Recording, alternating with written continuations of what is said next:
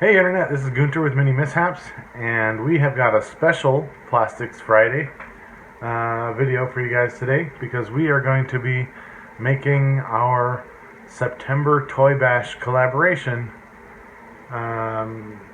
pieces, and the Animalians of Athlaca are getting new heads of state.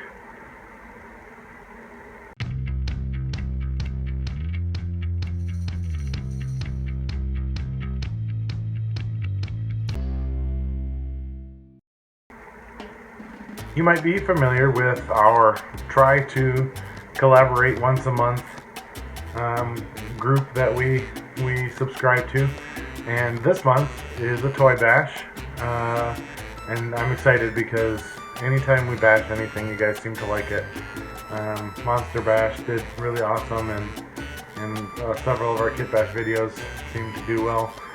So it is toys this time, which the whole intent is to show people that you can get into the hobby in some way or another for super low cost.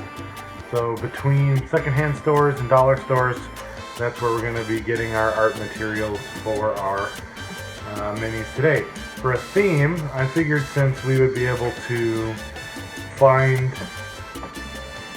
animal toys relatively easily, was to create our in-universe first pantheon of deities, and the first original one.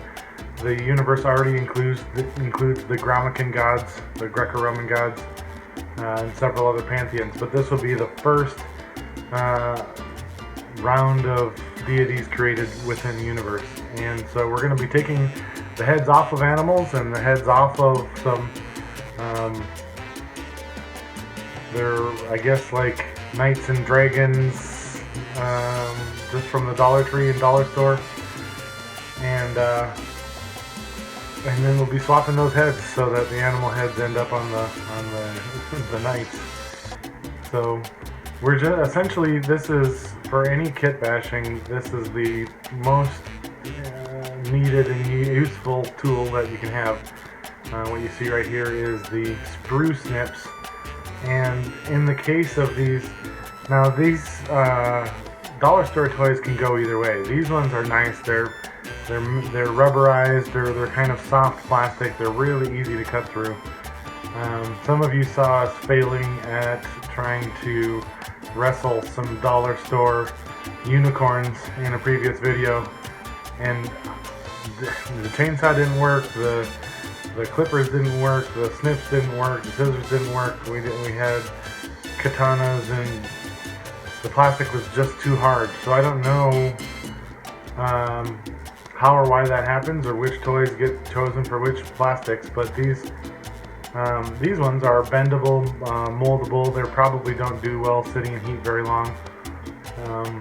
But that means they cut relatively easily, except for this lion that you're seeing me attempt right now, and that's just because it didn't fit in the snips for me to try and cut it, so I had to sort of like carve my way through. But the thing about Athlaca in universe is that it is a city of animalians, so everyone there is an anthropomorphic animal of some kind or another, and it's only fitting that the first of the animal pantheon comes from there, because, spoiler alert if you follow along, this is new information for the universe. Chon Daj, the elephant person, is making a bid for taking over Ares' job as the god of war. So Chon Daj is a warlord in Athlaca, and he has taken very much advantage of the fact that Capital City is buried and Hungry Dark has cleared out most of the Neocap. Chon Daj and his soldiers have just sort of swept across the continent without hardly any resistance. And so this, even though these are a little bit big for scale, it'll be nice to have some animalians, which actually really works if we're going the way of the deities of the pantheon, because you know, you want them to be bigger than regular scale. But they don't make a lot of cheap kids' toys in 28mm scale, probably because they're a choking hazard and you know, kids are hard on toys. But either way, we ended up, these are about twice as tall as they really probably should be. So they'll either make really good statues, or they'll make good deity representations.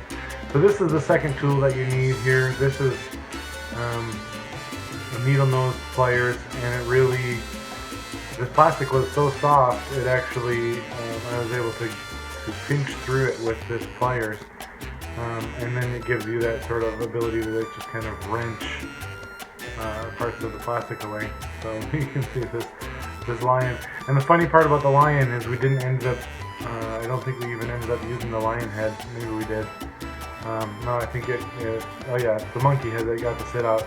So next we're going to clip off these, so these are a mixture of warriors from history maybe, because I think there's like a Mesoamerican or a Mayan, Inco-Mayan shape, and there's like British infantry, and there's spearmen and like knights with swords and maces, and it just seemed like it must have been something historical, because they were from like all throughout. I couldn't figure out any connection between them, except obviously they're made out of that same cheap, soft, cuttable plastic that really worked nice on this project. So now we just get out our really high-end, super ultra fancy hot glue gun, which I'm happy that it still works, because if you've been paying attention to our videos, within the last couple of videos, we put hot glue bases on 540 minis. And so the hot glue gun still works after all that torture. These soft plastic, military, whatever they are, have plastic sheet stands that connect the 2 feet, but really have, I don't know if because of heat or quality, bent and warped, and most of them don't even stand on their own with the stands. So we're gonna glue the heads on first, and then we'll be going and taking off the soldier bases as we go, and then at the end we'll glue them onto circular wooden bases. The wood has a little bit more of a weight for this height, even though we're still going to be using the 1-inch standard for it.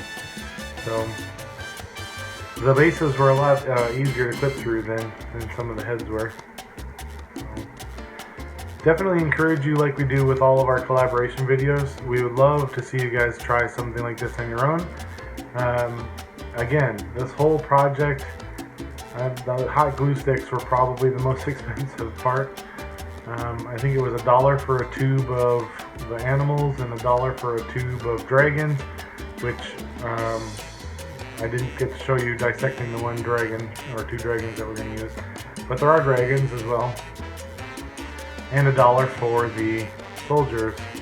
So all together, with allowing for the cost of the snips, which you can use a knife or scissors or whatever you're normally used to cutting things with.